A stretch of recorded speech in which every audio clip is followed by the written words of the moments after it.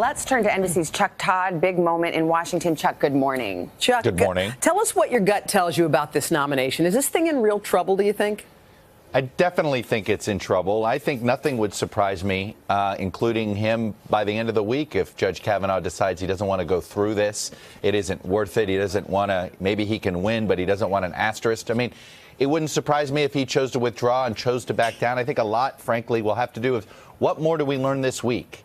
You know, what is there? Is there anybody else from their high school days that come out and seem to back one story or the other?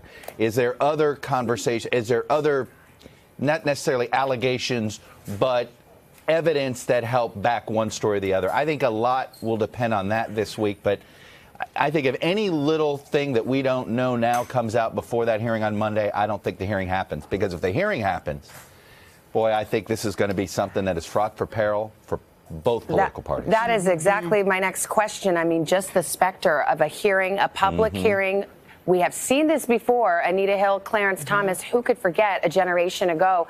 What a high wire act for both parties. It's a high wire act, and you know, this one is actually in an election year. I remember that. I was here in Washington for that.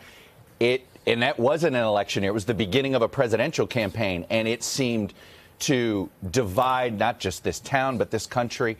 This one, because we're so close to an election, because of the Donald Trump era, this one feels like a tinderbox. It feels like 4 sticks of dynamite wrapped in radioactive material. It just feels like either side could see this erupt a culture war that defines the rest of the midterm election, the next 6 weeks, in a way that could totally scramble what the outcomes could be. And nobody knows, how it would all land. Chuck, thank you very much. We'll keep talking to you.